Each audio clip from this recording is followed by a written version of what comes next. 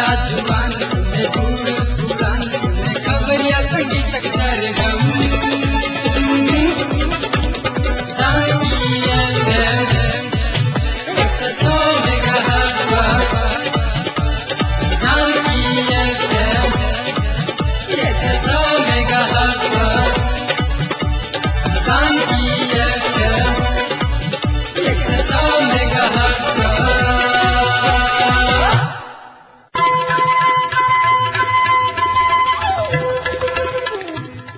नमस्कार, Janaki FM 106 megahertz Janaki समाचार में अपने के स्वागत है। बीएन ठाकुर से सुनल जाओ समाचार। एक मुख्य समाचार।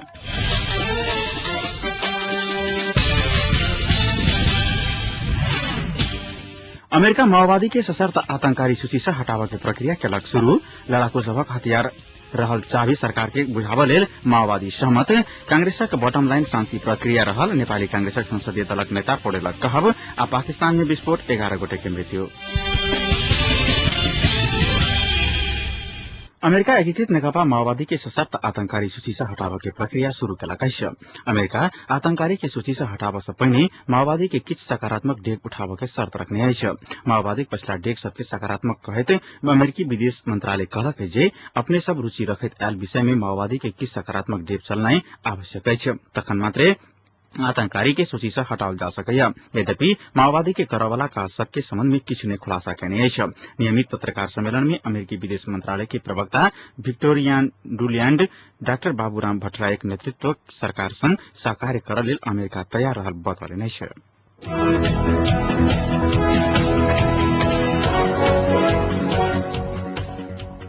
माओवादी लड़ाकू सबक हथियार रहल कंटेनर के चाभी सरकार के बुझावे के सहमति भेल अछि। प्रधानमंत्री डाक्टर बाबूराम भट्टराई के आह्वान में आई बैसल प्रमुख 3 दलक शीर्ष नेता सबक बैसार में लड़ाकू सबके हथियार रहल कंटेनर के चाभी काल्हि सेना समायोजन विशेष समिति के बुझावे के सहमति भेल अछि। बैसार में माओवादी लड़ाकू आ शिविर के व्यवहारिक रूप में विशेष समिति के अधीन में लावे के सहमति भेल कांग्रेसक नेता रामशरण महत जानकारी देलनि। 3 दलक शीर्ष नेता सबके बैसार में लड़ाकू वर्गीकरण संबंध में विमर्श भेला के बादो कोनो सहमति होबन नहीं सकल। बैसार में कांग्रेस समायोजन कैल जावला लड़ाकू सबकी संख्या, मापदंड, तह निर्धारण विधि, पुनर्स्थापना पैकेज सहित के सहमति भेला के बाद मात्र वर्गीकरण प्रक्रिया शुरू कैल जा सकैया बतौलक अछि। माओवादी लड़ाकू सबके प्रारंभिक धारणा बुझल लेल टोली पठावे के प्रस्ताव केलक अछि।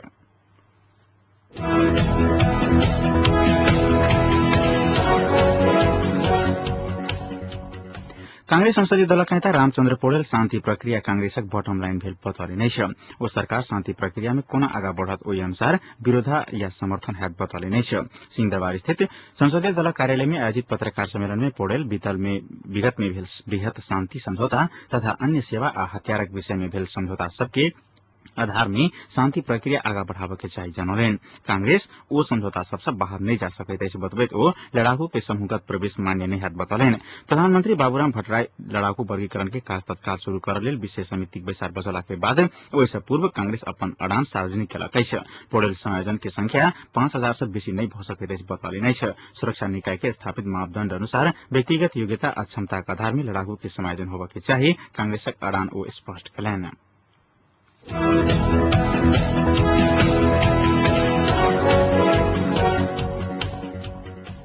एकीकृत नेकपा माओवादी सरकार में पठावे वाला मंत्री चुने के मापदंड बनावे लेल अध्यक्ष प्रचंड के जिम्मा देलक अछि। मंत्री के नाम में सहमति जुटावे लेल आई भिनसर माओवादी अध्यक्ष प्रचंड, उपाध्यक्ष एवं प्रधानमंत्री डाक्टर बाबूराम भट्टराई आ उपाध्यक्ष मोहन वैद्य बीच भेल विमर्श काल्हि धरि में मापदंड पूरा करे के जिम्मा अध्यक्ष प्रचंड के देल गेल अछि। माओवादी से भट्टराई के नेतृत्व के सरकार में के मंत्री बनत संबंध में विवाद अछि। उपाध्यक्ष नारायण काजी श्रेष्ठ उप प्रधानमंत्री तथा अर्थमंत्री में दावी केने छथि। ऐसा पहिने अपने 13 दिन मात्र मंत्री बनल कई एहि बेर सेहो निरंतरता भेटबाक चाही श्रेष्ठ के तर्क छलनि। अध्यक्ष प्रचंड प्रधानमंत्री भट्टराई के बाद के दोसर वरीयता में राखि शशि पोस्ट बहादुर बोगटी के उप प्रधान आ परराष्ट्र मंत्री के जिम्मेवारी दऽ कऽ सरकार में पठावे के मनस्थिति में छथि। उपाध्यक्ष वैद्य ओ जिम्मेवारी अपन पक्षीय सचिव सीपी गजुरेल के देव के दबाव दऽ रहल छथि। एहि बीच माओवादी झलनाथ खनाल नेतृत्व सरकार में पिछला बेर बनाओल गेल सचिव बोगटी, लेखराज भट्ट, पंपा भूषाल, लोकेन्द्र बिष्ट, प्रभु शाह, महेन्द्र पासवान आ जयपुरी धरती के भट्टराई सरकार में सेहो यथार्थे राखऽ के तैयारी केने बताओल गेल अछि। मुदा हुनका सबके भेटयवला मंत्रालय के संबंध में निष्कर्ष नहि लागल अछि।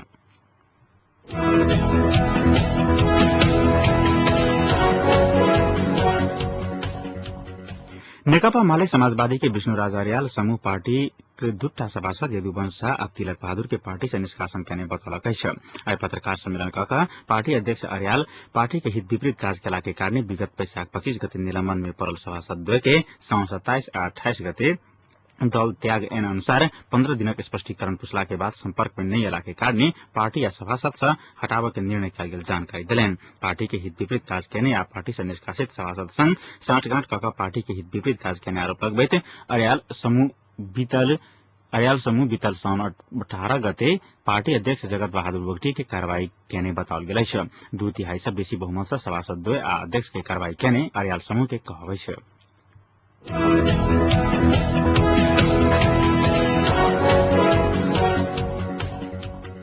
नेपालक लेल नवनियुक्त भारतीय राजदूत जयन्त प्रसाद माओवादी अध्यक्ष पुष्पकमल दाहाल प्रचण्ड के भेट केलनि छ। अध्यक्ष प्रचण्ड के भेट कर लेल राजदूत प्रसाद आई भिनसर प्रचण्ड निवास नयाँ बजार पहुंचल छलैथ। भेट में प्रचण्ड आ प्रसाद बीच नेपालक जारी शान्ति प्रक्रिया संविधान निर्माण सहितक विषय में बातचीत भेल नयाँ बजार स्रोत जनौलकै छ। स्रोत देने जानकारी अनुसार भेट में राजदूत प्रसाद भारत नेपाल आ खास क माओवादी संघक सम्बन्ध सुधार करके इच्छुक रहल बतौने छलैथ। प्रचण्ड माओवादी भारत विरोधी नहीं रहल स्पष्ट करैत पंचशीलता आ समताक आधार में संबंध विस्तार कर लेल अपने सब तैयार रहल जवाब देने छलैथ। राजदूत प्रसाद नेपाल अयला के बाद प्रचण्ड के आई पहिल बेर भेट केने छलैथ। बीतल सप्ताह नेपाल आयल प्रसाद ऐसा पहिने कांग्रेस सभापति सुशील कोइराला एमालेक वरिष्ठ नेता माधव नेपाल सहितक सबसँग भेट क चुकल छथि।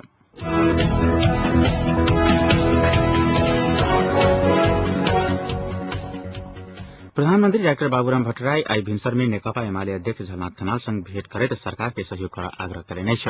खनाल के भेट कर प्रधानमंत्री भट्टराई खनाल निवास डल्लू पहुंचल छलैथ। भेट के क्रम में खनाल शांति या संविधान निर्माण के क्रम में अपन पार्टी सरकार के कहियो सहयोग कर लेल तैयार रहल बतौलनि छ। हुनका सब बीच में लड़ाकू समायोजन अपन स्थापना के विषय में सेहो बातचीत भेल छल। प्रधानमंत्री भट्टराई काल्हि कांग्रेसक सभापति सुशील कोइराला संगे भेटघाट करैत सरकार के सहयोग कर आग्रह कयने छलैथ।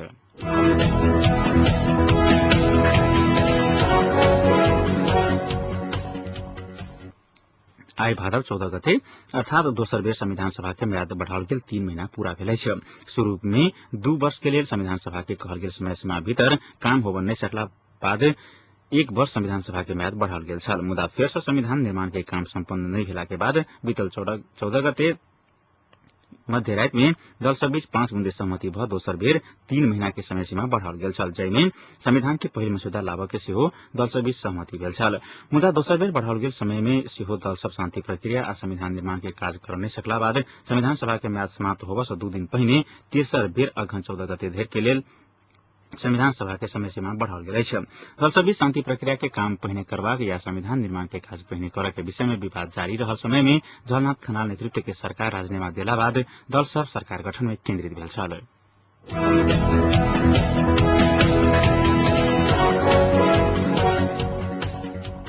आई नेपाली हिन्दू महिला सभक परंपरागत हरितालिका तीज पावन मनाइब रहल छथि।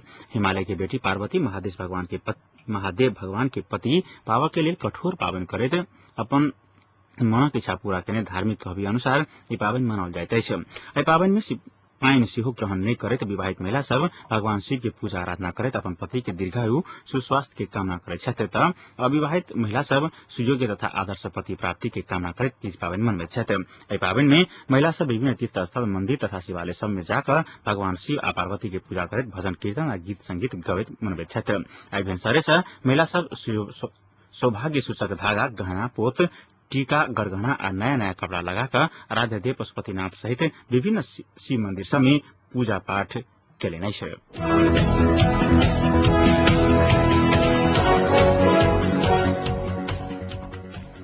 मुस्लिम धर्मावलंबी सभक महान पावन रमजान ईद उल फितर आई विशेष कार्यक्रम के संग मुस्लिम सब मनौलक अछि। रमजान पावन के समय में मुसलमान सब 1 महीना रोजा सेहो केने छल। काल्हि रोजा के अंत केने मुस्लिम सब आई खुशहाली मनबैत 1 महीना से क रहल पावन तोड़लक अछि। काल्हि साँझ चंद्रमा देखने वो सब आई भिनसर 9 बजे स्नान कर नया नया वस्त्र लगाकर नजदीक के मस्जिद में सामूहिक रूप में नमाज पढ़ कर पावन मनौलक अछि। तहिना मुस्लिम सब धर्मावलंबी सब आई दिन भर नीक नीक खाना सब खाकर परिवारजन इष्ट मित्र संग भेंट घाट करैत एक आपस में शुभकामना व्यक्त केलक अछि।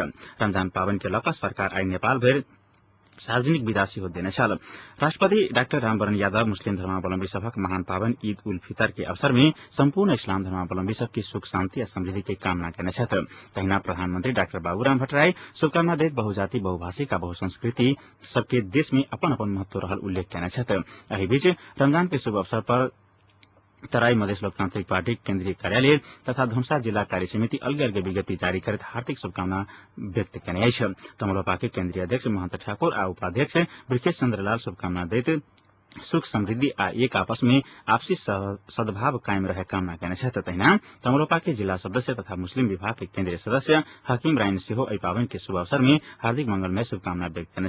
एही बीच नेपाल परिवार दल जिला कार्य समिति धनुषा के अध्यक्ष कयूम शाह सेहो रमजान पावन के अवसर में सुख समृद्धि के कामना कर ईद मुबारक कहने।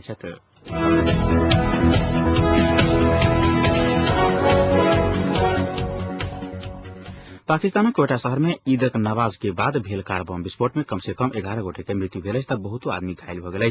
कोयटा के मरियाबाद इलाका के गुलिस्तान रोड पर ई कार बम एकटा पार्किंग स्थल पर भेल।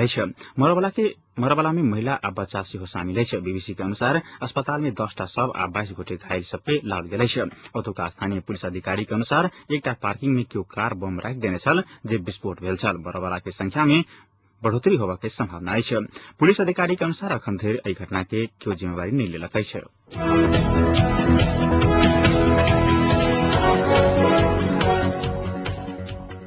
भारतीय क्रिकेट टीम के वरिष्ठ बल्लेबाज राहुल द्रविड़ पहिल आ अंतिम T20 अंतर्राष्ट्रीय मैच खेल के लेल इंग्लैंड के विरुद्ध मैनचेस्टर में उतरि सकैत छथि। गौतम गंभीर के चोट लागल अछि आ हुनका टीम से बाहर होबा के स्थिति में द्रविड़ के टीम के सम्हारब पड़ि सकैत अछि। भारत के लेल इंग्लैंड के ई भ्रमण बहुत निराशाजनक रहल अछि। भारत के टेस्ट सीरीज में पूरी निराश होबा पड़ल अछि। भारत के 4 टेस्ट में हार के सामना करऽ पड़ल अछि।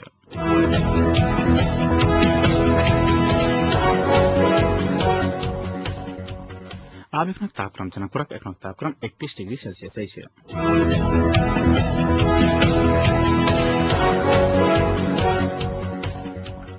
समाचार अंक में पुनः एक बेर मुख्य समाचार।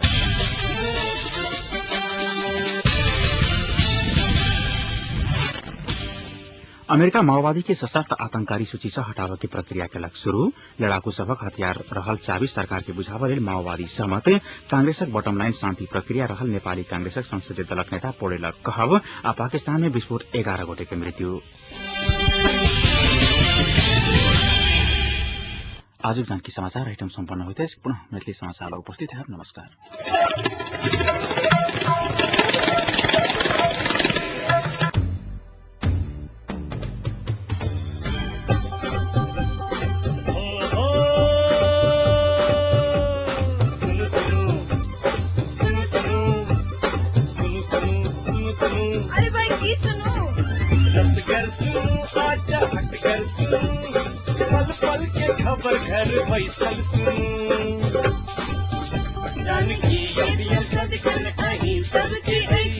मन माफी कतन बात ऐसा सुनो जानकी